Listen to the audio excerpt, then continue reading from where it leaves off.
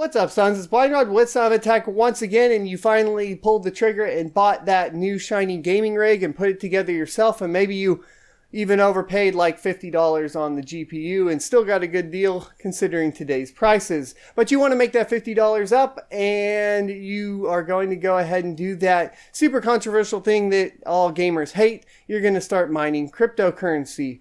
Well, there's some security concerns here, and I'm going to cover them for you because if I don't know who will.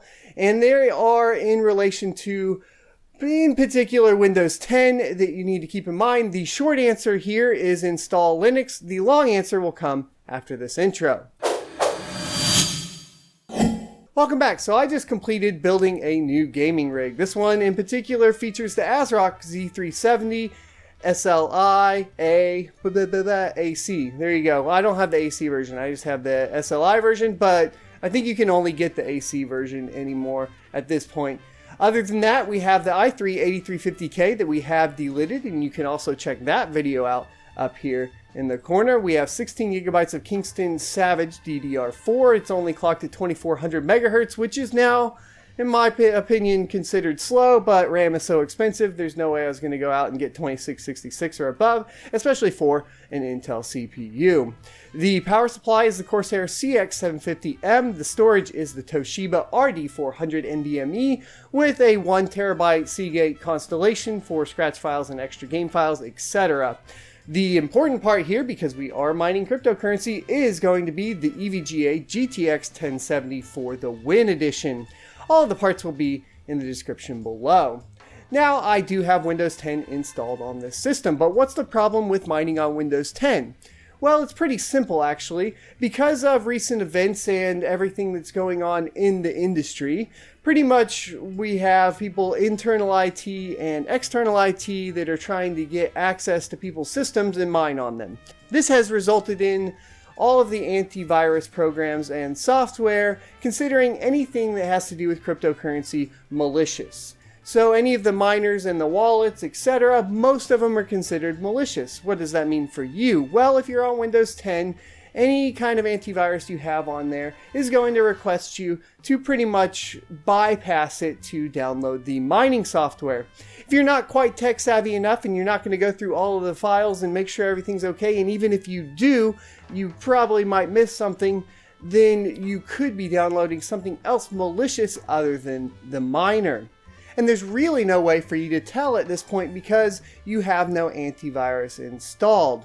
Now I could go a little bit further and put on a tinfoil hat and go into that deep dark rabbit hole, but we're going to avoid that for now, and we're just going to give you a couple suggestions to maybe avoid this, or avoid this the best that you can. The options are pretty much going to be three. You have Hive OS, you have Simple Mining, which is also SMOS, and you have NVOC. The two former we already have how-to videos for up here, so go click over there to image your USB drive and then come on back. And once you're back, we can go over the details on actually booting up your gaming PC system for that.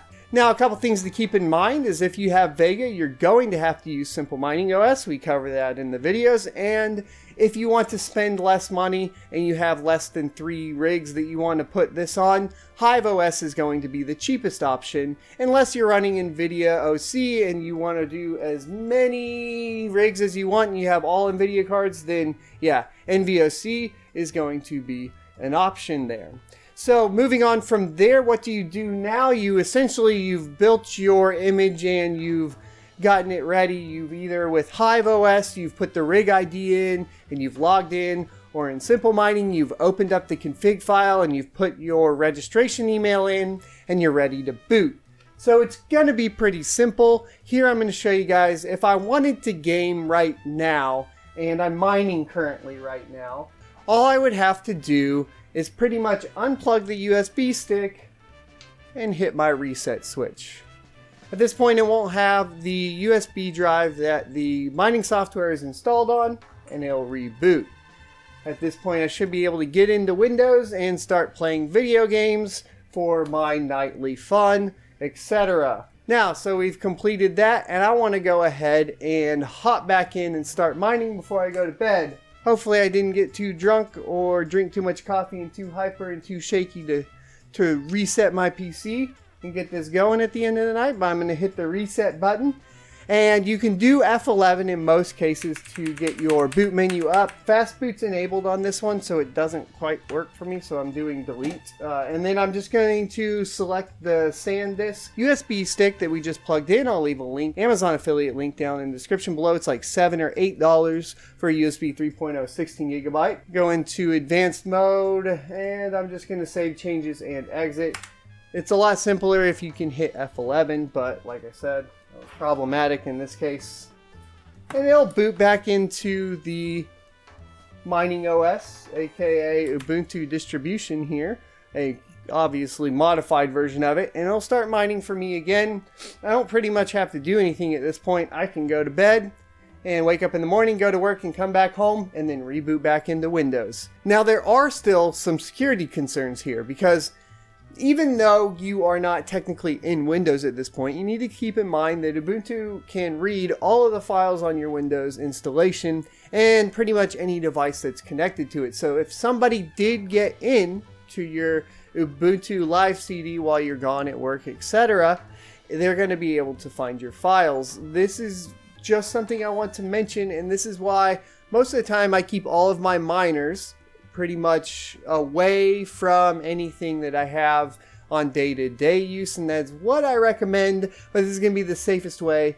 Other than that you can go ahead and start mining. Pretty much anytime you leave your computer on, you're vulnerable though. But like I said, we start getting into tinfoil hat, and that goes down a deep rabbit hole. Any computers you're not using, I definitely always recommend to turn off while you're not using them. And then when you're using them, obviously turn them back on and be as safe as possible. Hope you guys enjoyed this video. Don't forget to like, comment, and subscribe down below, and I will see you next Tuesday.